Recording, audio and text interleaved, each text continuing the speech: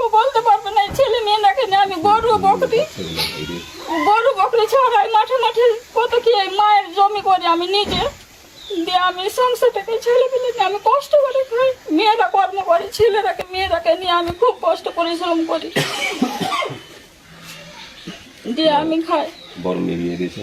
জি, বড় মেয়েরও বিয়ে দিয়েছি। ও বড় না?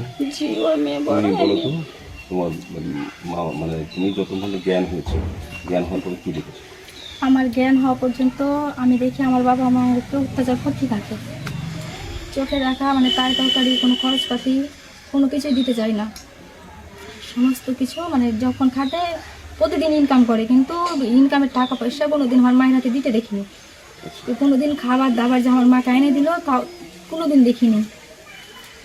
তো পোশাক আশাক যদি বলি যে আব্বা আমাদের পোশাক আশাক নাই, পোশাক আশাক গলা কিনে দাও, ঈদ পরবে যদি চাহি তো কবে আমার কাছে টাকা নাই, তো মাকে গহগা। তোমার নাম কি? মোসাম্মদ সালমা খাতুন। সালমা। জি। আর তুমি? আমার নাম মোসাম্মদ কমেলা খাতুন।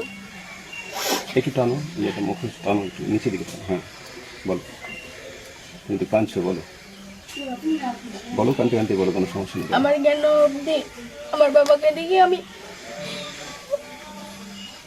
মানে আমার মা অতিরিক্ত অত্যাচার করে। যখন আমার মা কোনো কিছু ভাত বরণের পোশাক যদি চাই, তাহলে আমার মাকে অত্যাচার করে দিতে পারবো না, টাকা নাই এই সেই, দিন আনে দিন খায়। তাও আবার টাকা পয়সা থাকলে জয়বার চাইবে, কবে নাই খো, টাকা নাই, প্রতিদিন আনবে টাকা ইনকাম করে, তাও কইবে নাই খো।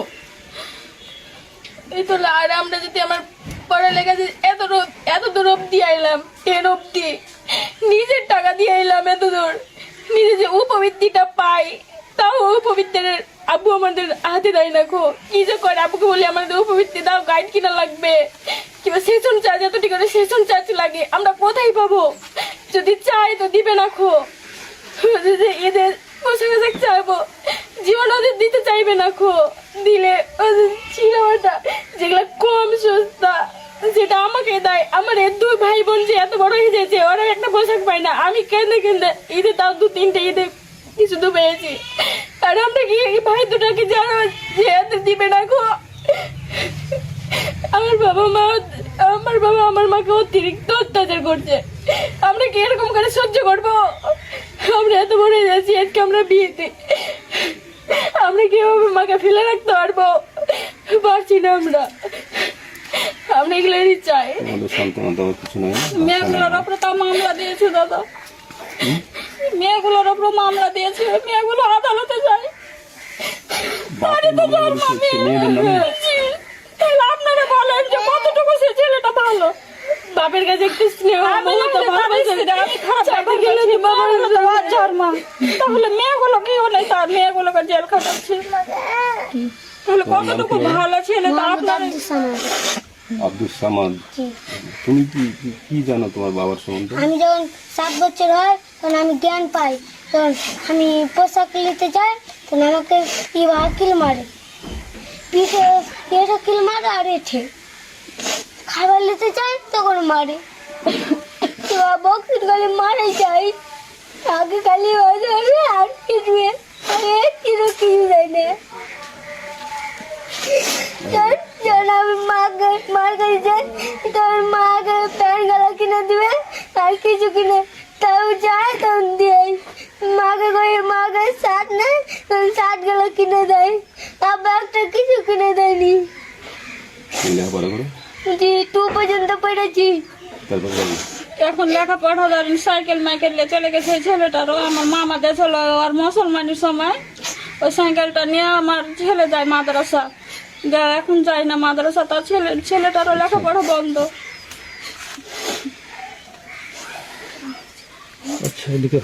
23 তারিখে আমার ঘটনা। আমার মেয়ে একটা ফটো, সামান্য একটা ফটো নিয়ে আমার মেয়েটাকে মানে এখানে মারতে শুরু করলো। বললো যে এটা ফটো তুই ছিঁড়েছিস, মানে মেয়েটাকে বলে। আচ্ছা, যে কৃষি কাটে। জি, তার বাবা মেয়েটাকে বলছে যে এই ফটো তুই ছিঁড়েছিস। তখন মেয়ে বলছে যে না আমি ছিঁড়িনি আব্বা, এ ফটো আমি ছিঁড়িনি, কিন্তু কৃষি কার্ডের ফটো। কিন্তু শেখ হাসিনার আমলে ধরেন একদিনই কার্ড পেয়েছে, সার পেয়েছিল, কার্ডটা বিছানে থেকে থেকে মানে ফটোটা ক্ষয় হয়ে গেছিলো। যে আবার মেয়েটাকে বলছে যে তুই ছিঁড়েছিস, কিন্তু বলছে যে আমি ছিঁড়িনি, বারবার বলছে। তখন এখানে আসা, ওখান থেকে একটা ব্যালন ছিল, রুটি পাকা ব্যালন, সে ব্যালনটা নিয়ে মেয়েটাকে এখানে তার বুকের ওন্না তার প্যারে মানে মেয়েটাকে অত্যাচার করতে লাগলো। আমি এখানে চুলার গাড়ায় রান্না করছিলাম, এখানে ধরেন ডালটা আমি খালি আজরা রেখেছি, এখানে বটিটা ছিল, পেঁচগুইটা আমি হাঁড়িতে দিয়েছি। আর আমি মেয়েটাকে ছুটাতে আসছিলাম, দিয়ে মেয়েটাকে ছেড়ে দিয়ে আমাকে এখানে বুক পাড়া দিলে পড়ে গেল, দিয়ে বুকের ওপরে আমার চড়ে নিলে, দিয়ে আমি হাঁচর পাচর করছি, মানে টুটি এভাবে টুটি চিপে ধরে লেছি, আমার জিভাটা কাটা গেছিল। দিয়ে তখন আমার এই যে হাতটা কামড় দিল, এই হাতটা আমার যখন কামড় দেয়, দিয়ে তখন আমার মেয়ে, আমি তো কথা বলতে পারছি না, মানে আওয়াজ হচ্ছে না, তখন আমার এই মেয়ে আর বাবা শার্ট কিনেছিল, সে তখন ওর বাবার শার্টের পিছন থেকে শার্টের কলারটা ধরে যখন টান দেয়, তখন তার বাবা একটু মানে হয়, তখন আমি একটু হাঁচর পাচর করে আমি উঠে যাই। উঠে যাওয়ার মধ্যে ওই আবার বটিটা হাতে নিয়ে নেয়, বটিটা হাতে নিয়ে যে আমাকে যখন কোপ দিবে, আমি কিন্তু জান বাঁচাবো কীভাবে, ওই মেয়েটাকেও কোপ দিতে যাচ্ছে আমাকেও। তখন আমি হাঁটা বাঁকার ওই ডাইলটা আমি কি কোনটা মানে এভাবে আমি চালিয়ে আমি গেলাম, মেয়েটা ওই দরজা ঘরের মধ্যে লুকিয়ে গেল, ঘরে ওই যে কোপ মারা আছে দাদা দেখেন। কি রান্না হচ্ছিল তখন? ডাল রান্না হচ্ছিল। দিয়ে তখন আমি কিন্তু নুকে গেলাম, নুকে যাওয়ার পর আমি তো চলে গেলাম মেডিকেল 23 তারিখে। মেডিকেলে যখন আমার এই রক্ত মানে বইছে, খুব রক্ত বন নিচ্ছে না, তখন ধরেন আমি চলে গেলাম মেডিকেলে যে আপনার কাগজটা দিল, যখন কাগজটা ধরেন লিখিত হলো, তারা যে আমার দেওর মনিরুল, আমার শ্বশুরেরা, আমার দেওরেরা, যারা সবাই যে আমার কাছ থেকে ওই কাগজটা ছিনে নিল, দিয়ে মানে ওখানে আমার মোবাইল ছিল, মোবাইলটাও নিয়ে নিল। ওখানে এখন আমাকে মারবে বলছে, তুই মেডিকেল থেকে বাড়া, আমরা তোকে পেট্রোল দিয়ে মারবো, দিয়ে এরকম নির্যাতন করতে লাগলো। ওখানকার ডাক্তার তখন বলছে যে এরাকে থামা যাচ্ছে না, তখনকার ওই এসআইকে ডাকলো থানাতে ফোন দিয়ে, এসআই এসে তখন থামালো ওরাকে। থামা যাওয়ার পর ধরেন যে আমাদের কোনো মানে হাত আর কিছুই নয়, আমার দিকে কেউ কথা বলে না, ওরাই মানে এসআইকে নিয়ে টানাটানি করে, আর আমার বিরুদ্ধে কথা বলে যে ওই মেয়ে শয়তান, ওই মেয়ে বদ, ওই মেয়ে বেশ্যা ছিলেন, এভাবে ভাষায় কথা বলে। আর আমার এই মেয়েটা যখন কথা বলতে যাচ্ছে, তখন এই মেয়েটাকে কিন্তু থাপ্পড় উঠেছে ওখানেই, মানে আমার মেয়েটাকে কথা বলতে দেয় না। দিয়া তখন দাদা এখানে তো ঘটনা হলো, ওকে ভর্তি করে দিল, আমিও ভর্তি হয়ে গেলাম ওখানে, এ পর্যন্ত শেষ। 29 তারিখ নাকি 23 তারিখ থেকে আপনার 26 তারিখ পর্যন্ত ছিলাম মেডিকেলে। ওরা মেডিকেলে চতুর্দিক কিন্তু ঘেরা আছে, আমাকে বের হতে দেয় না মেডিকেল থেকে, বলছে যে মেডিকেল থেকে বের হলে ওকে পেট্রোল দিয়ে পুড়াবো, আমাকে বের হতে দেয় না, আমাকে কোনো জায়গা থানা তো যেতে দেয় না। তারপরে ধরেন যে আমি থানা একটা দরখাস্ত নিয়ে গেলাম, ধরেন যে নুকে গেলাম, তো দরখাস্তটা আমার কাছে টাকা চেয়েছিল, ওসি 50,000 টাকা চেয়েছিল থানাতে পুলিশ, তখন আমি দিতে পারি না, তাই আমার ওই কাগজটা হাতে লাইনি, ওখান থেকে আমি ঘুরে আসি। কিন্তু ধরেন আমি আদালতে যে বলেছিলাম যে মানে ওই যে আপাকে মেরেছিল, ওই বিরুদ্ধে আমি কথা বলেছিলাম পুলিশের বিরুদ্ধে, তা আমার মামলা কিন্তু নিচ্ছে না। তো ধরেন 29 তারিখে আমি জেলে চলে গেলাম। জেলে যাওয়ার পর আমার বাড়ি, আমার শ্বশুর, দেওর, যা শ্বশুর যত মানে শাশুড়িরা ছিল, আমার দেওর ভাসুরেরা এসে সন্ধ্যার সময় এসে বাড়ি, ওরা কিন্তু আমার গরু ছিল, বকরি ছিল, সাইকেল, আপনার ঘরে টাকা ছিল 2,60,000 টাকা ছিল, আপনার গহনা ছিল, ওগুলো ব্যাগ ওরা বাহির করে নিয়ে গেল। আমার মা ছিল ওদিন, আমার মা ছিল, আমার ভাইয়েরা ছিল নাকি, আমার মাই বলেছে যে ওরা আমরা দাঁড়িয়ে আছি কিন্তু কিছু বলতে পারছি না। আমার 7টা বকরি ছিল আর 3টা গরু, তো ওরা যখন থেকে গরুটি গোয়াল থেকে খসে নিয়ে গেছে, বকরি নিয়ে গেছে আমার ভাইয়ের বাড়ি থেকে, কিন্তু তারা খাড়ি আছে কিন্তু কিছু বলতে পারছে না, ওরা খালি হুমকি দিচ্ছে যে কিছু বললে কোপাবো, এ কথা বলছে।